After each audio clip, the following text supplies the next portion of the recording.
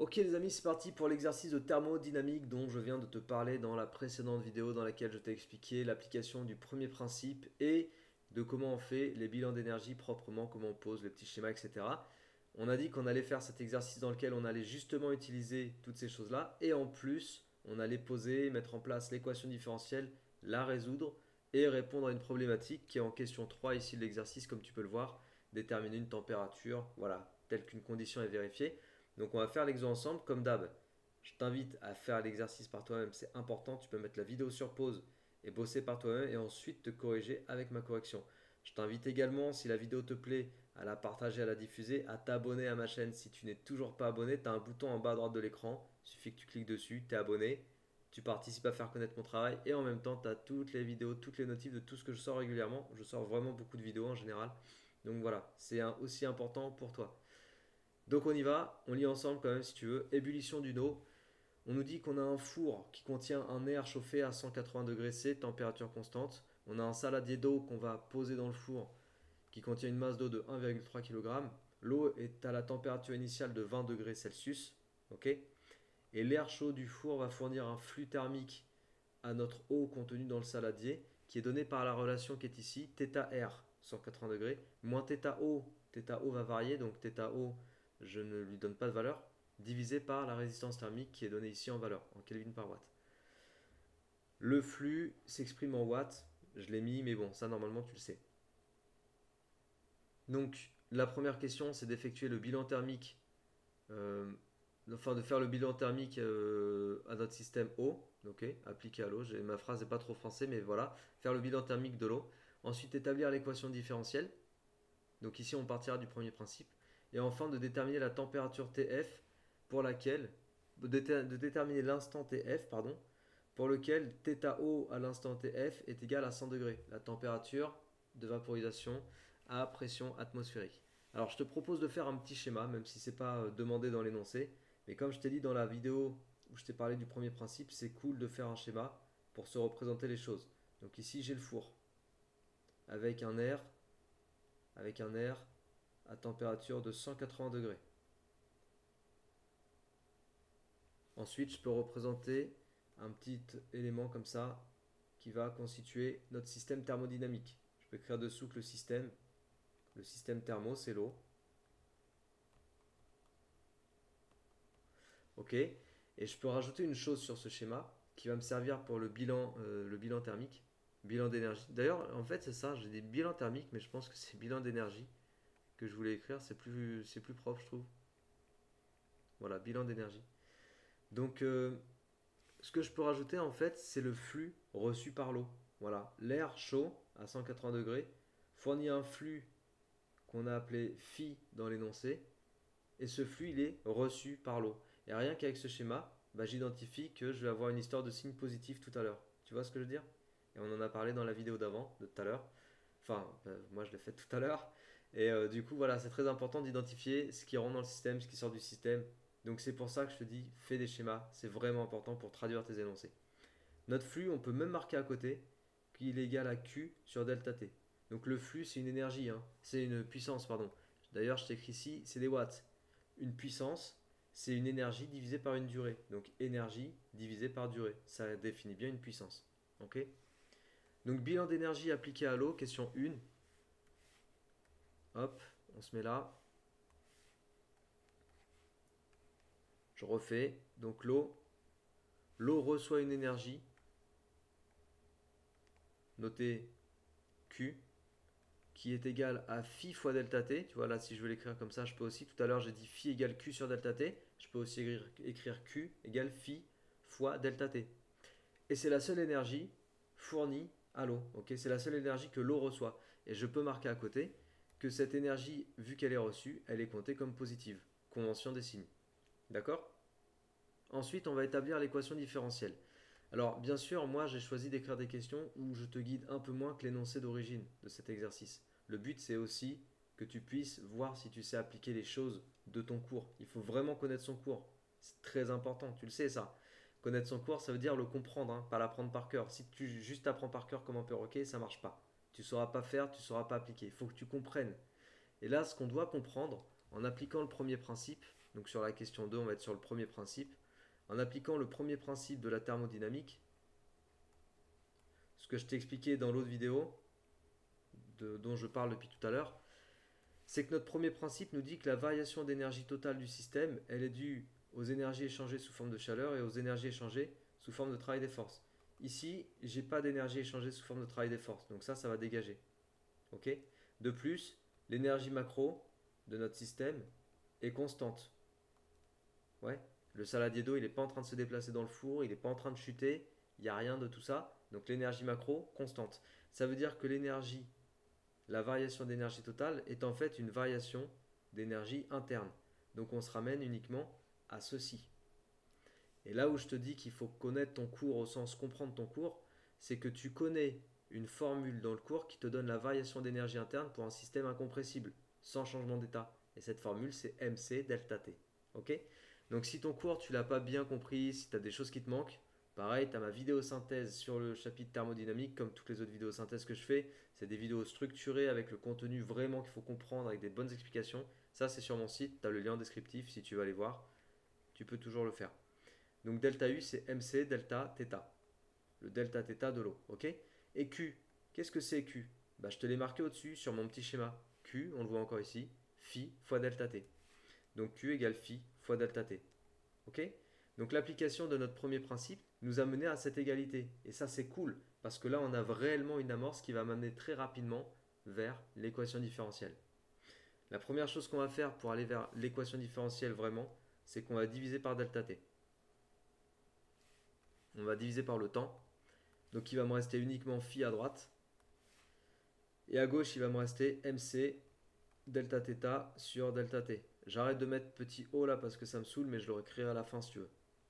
Égal phi. Ouais. Alors je peux aussi diviser par MC tout de suite.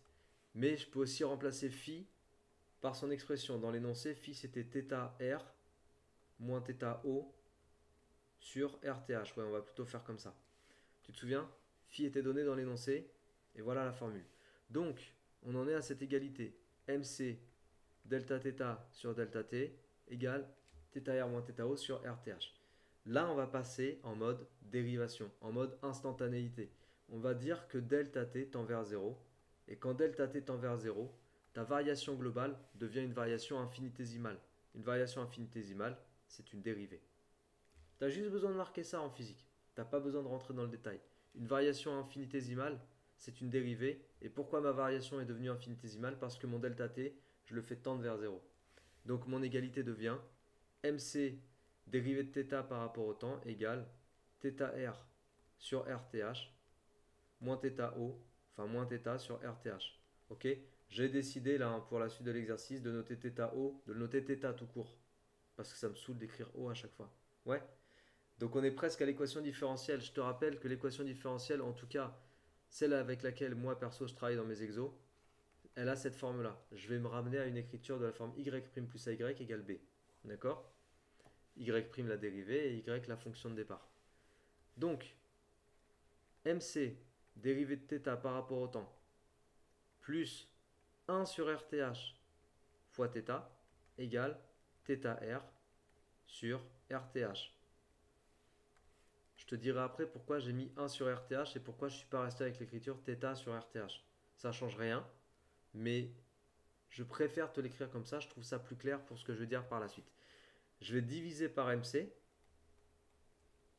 toute l'égalité. Donc là, ça va me donner dérivée de θ par rapport au temps, plus 1 sur, du coup là je vais avoir RTH MC fois θ égale θr sur RTH MC. Ok, donc regarde, j'ai une dérivée y' plus ay égale b. Voilà pourquoi j'ai préféré écrire 1 sur RTH tout à l'heure fois θ plutôt que de garder θ sur RTH parce que je voulais vraiment te faire apparaître l'analogie A fois Y. Ok, y' plus A, Y égale B. C'est bon? Je sais que certains ils vont vite là-dessus et ils pensent que peut-être je vais un peu trop lentement expliquer ça, mais la vidéo il faut qu'elle soit bien pour tout le monde et que tout le monde comprenne chaque étape. Comme ça, tout le monde va réussir, tout le monde aura des bonnes notes, on sera tous heureux dans le meilleur des mondes. Ce sera le monde des bisounours. Ce sera bien. Non, ce sera nul. Alors, maintenant que j'ai l'équation différentielle, la solution de l'équation différentielle, c'est quoi? La solution générale, c'est une constante exponentielle moins a fois t, la variable, plus b sur a. Je vais appliquer exactement ça à mon équadif qui est ici. Ok? Donc je vais avoir quoi? Je vais avoir θ, θt, hein, la température de l'eau dépend du temps, égale une constante, grand K, exponentielle moins 1 sur RTHMC fois T, plus θr, après on va simplifier, sur RTHMC sur 1 sur RTHMC. Ok. Tiens, parlons de motivation. Petite parenthèse, tu sais, des fois je te parle de motivation, travail dur et tout. Regarde l'heure. Ça pique les yeux, je peux te le dire. Fin de parenthèse. Ça, c'est pour votre réussite, les amis. Allez, on continue. 2h47 du matin, faire de la thermodynamique, il faut être un grand malade. Je simplifie par RTHMC, d'accord? Et qu'est-ce qui va me rester? Il va me rester K exponentielle. C'est pour ça que je parle pas très vite, j'ai oublié le moins ici. C'est pour ça que je parle pas très vite, parce qu'il faut que j'économise mes forces. Plus θr. Ok? Voilà ce qui me reste. C'est la solution générale de l'équation différentielle. Mais c'est pas fini. Quand on est là, il faut encore que tu détermines la constante ici qui est venue avec la résolution de l'équation différentielle. Comment je fais? Bah, ce que je fais, c'est que je vais utiliser la condition initiale. La condition initiale sur la température de l'eau. On avait dit dans l'énoncé, tu peux relire si tu veux, c'était au tout début de la vidéo, que à l'instant t égale 0, la température de l'eau à l'instant t égale 0, c'était θi, c'était 20 degrés C. 20 degrés Celsius. Mais si tu utilises la formule qu'on vient de trouver ici, en remplaçant t par 0, là ça va te faire quoi? 0 fois ce que tu veux, ça va faire 0, donc k exponentielle 0, on y va, k exponentielle 0 égale θi, plus θr. K exponentielle 0 plus θr, ouais, égale θi. Donc exponentielle 0, ça fait 1 bien sûr, donc il te reste k plus θr égale θi. Au final, il te reste k égale θi moins θr. Je te préviens, je vais fonctionner uniquement en écriture littérale. Je ferai un calcul à la fin. Je ne remplace pas par les valeurs. D'accord? Tu peux le faire si tu veux. Moi, je garde du littéral. Ok? Donc, j'ai k égale θi moins θr. Comme j'ai k qui est égal à θi moins θr, je remplace le k de la formule dessus par θi moins θr. Voilà. Et comme je suis un peu un flemmard là tout de suite maintenant, et que je peux me simplifier la tâche, hop, voilà. Ok? Ici, on obtient quoi? On obtient la température de l'eau contenue dans le saladier à chaque instant. C'est bien ou pas ça? On va rester sur la même page. Ouais, j'ai encore de la place. On va rester sur la même page et on va juste regarder ensemble la dernière question pour comprendre ce qu'on nous demande. Prendre les valeurs un petit peu. Donc on avait la capacité thermique massique de l'eau 4181 joules par Kelvin par kilogramme. Bon, valeur que tu rencontres habituellement, donc à mon avis tu vas finir par la connaître. RTH 0,083, la masse d'eau 1,3 kg. On me demande de déterminer l'instant TF pour lequel la température de l'eau vaut 100 degrés C. C'est parti, on va poser une équation. Donc on cherche à sortir la valeur de TF. D'accord? On va prendre ça sous nos yeux. Voilà, question 3. On cherche TF tel que la température à l'instant TF est égale à 100 degrés C. Je vais l'appeler θF. Ouais, comme ça je vais fonctionner qu'avec du littéral. La température à l'instant TF, c'est θi moins θr exponentielle moins 1 sur RTHMC fois T plus θr. J'applique juste la relation qu'on a trouvée au-dessus, la formule qu'on a trouvée au-dessus. Égale θf du coup. Et maintenant, en fait, le but, ça va être quoi? Ça va être d'aller chercher à isoler notre TF. la température finale recherchée. Ouais. Allez, du coup, la première chose qu'on fait, c'est qu'on va soustraire θr. Donc, je vais avoir, on va rester en bleu, je vais avoir θf moins θr. Ok, j'ai soustrait θr. Et du coup, à gauche, il va me rester θi moins θr exponentielle moins 1 sur RTH MC fois TF. Ensuite, on va diviser par θi moins θr. Donc comme je divisais par ça, voilà, je divise des deux côtés, évidemment.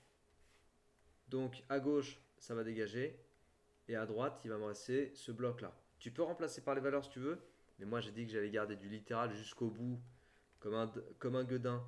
Alors, du coup, ici, il va me rester, je vais avoir exponentielle machin truc à gauche, et là, je vais utiliser la fonction ln, logarithme népérien, pour sortir le θf de l'exponentielle. J'ai pas le choix. Du coup, j'utilise ln des deux côtés. Et comme, voilà, ce qui est facile pour moi, c'est que je peux copier mes petites expressions là et gagner du temps. Ok, donc voilà ce que j'ai à droite. À gauche, ln de exponentielle, ça va me sortir ce que j'ai dans l'exponentielle. C'est le but, c'était le but, donc tout va bien. RTH, MC fois TF égale, et à droite, j'ai toujours la même chose. Ouais, et ben maintenant, j'ai plus qu'à isoler TF et à dire que TF égale moins RTHMC ln de tout ça. θf, machin truc, chose, machin truc chose. Ok. Et ben on a l'instant final pour lequel la température de l'eau dans le saladier atteindra 100 degrés C, température d'ébullition. Regarde ce qu'on va faire. On va faire un petit jeu là. Je te mets les valeurs et tu vas faire l'application numérique et tu vas me dire dans les commentaires ce que tu trouves. Je ne vais pas la faire, l'application numérique. Donc là, je te mets toutes les valeurs. Kelvin par watt. À toi de voir s'il faut convertir quelque chose ou pas. 4180 joules par Kelvin par watt, par kilogramme. Voilà, c'est l'heure d'aller dormir, je crois. Et ensuite, les températures θF 100 degrés C, θR 180 degrés C, θI 20 degrés C, et c'est tout. Ok? Je crois que tu as tout ce qu'il faut. Voilà, donc tu fais l'application numérique et puis tu me dis dans les commentaires ce que tu as trouvé. Si tout le monde trouve la même chose, c'est que tout le monde aura la bonne réponse. Je vérifierai quand même. Ok? Allez, moi je vais dormir. Et puis toi, bah travaille bien. Ciao!